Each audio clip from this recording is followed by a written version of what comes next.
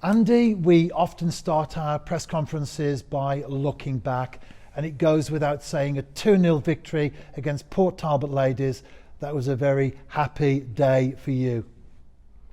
Well, yeah, I mean, sadly I missed it. I've seen it back on video. Obviously the team deserve all the plaudits because the performance was absolutely spot on. You know, it's as good a game I think as the team have played. And obviously your job as coaches, as coaching staff, is to set the players up to do as well as they can. And, you know, fortunately on that day, which was a really important game, a really important moment, the players turned up and they delivered and they did the job. So it's really nice that everybody experiences a win. We get the 3 points, which is proof, I guess, in a sense that we're doing things right. But as I say, for us, you know, it's about how do we set the team up? How do we set them up individually? So our job is to help them be as successful as they possibly can. So fair play to the coaching staff. You know, I'm really lucky. I work with some hugely talented people and some brilliant people. And they've done a fantastic job in getting that group ready for that game. And everything fell into place on the day. And as you say, Andy, you weren't there in person, but you've seen the video. Happy with the result, obviously. But what about the overall performance? Yeah, I mean, the performance itself, you know, shows to us that the principles that we're working on, the style of play that we're after, the organisation and the understanding is starting to come together. So that's really, really important. You know, that's the success that I've been talking about week in and week out and the progress that we've been making. It was evident there. Fair play to the players. You know, I've looked at that game already in detail. The positioning, the structures, the distances, the ability to share the ball around, to play under pressure and out of pressure, and to create chances and opportunities was fantastic. But the second half was equally as important to us because you go in at 2-0 up and you're looking about how are the opposition going to change. You know that they're going to regroup and regather at half time and try something different second half, which I think they did. Fair play to them.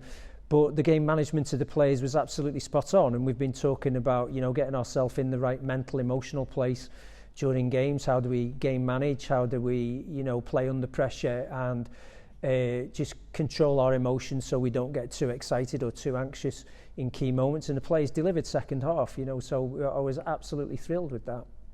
And you won't need reminding, of course, about the previous run of defeats. But how important is that victory in terms of confidence for the staff, but also for the girls that are out there on the pitch week in, week out? Well, it's hard to keep coming, isn't it, when you're not getting results. The bottom line is everybody works on their biochemistry and the dopamine and the serotonin drops that we get from those feel-good moments. So 3 points gives us a massive serotonin and dopamine drop, which, you know, refuels us and regalvanizes us and gives us that sort of motivation, intrinsic motivation, if you like, to keep working hard. So yeah, in that sense it was really, really important. Obviously we're up for an equally challenging game this weekend, and it's how do we bring last week's success into this week. You know, what's our motivation, what's our mentality like this week to push on and to prove that, you know, yeah, we can do it against Port Talbot, but what can we deliver against Swansea? It's really easy just to crawl back underneath your shell and to write this game off, but, you know, we certainly won't be doing that. And it will be a tough game, that goes without saying, probably as tough as they get. Swansea City Ladies away.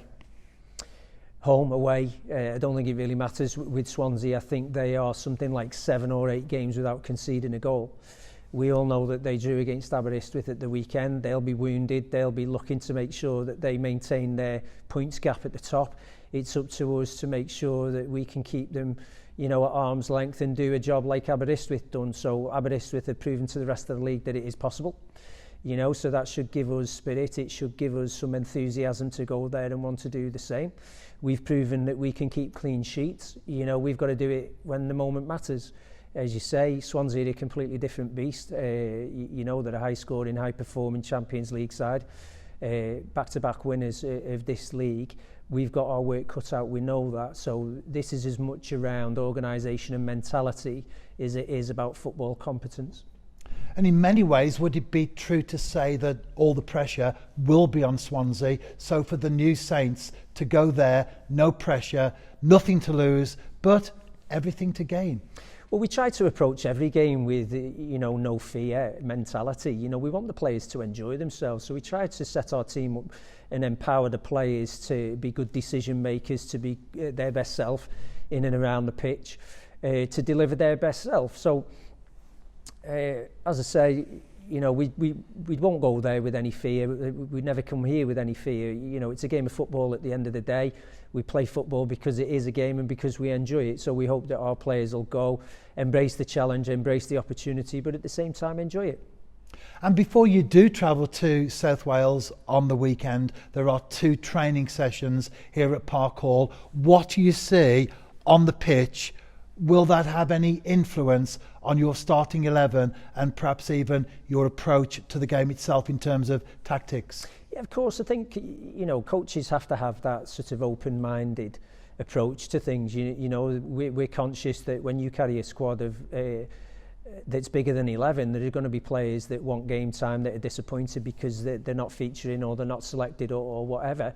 And as a coach's perspective, is your responsibility to keep those players motivated and interested. So if those players can't come and work hard in training and prove to the coaching staff that they deserve a place in the team, then it makes your job really, really easy.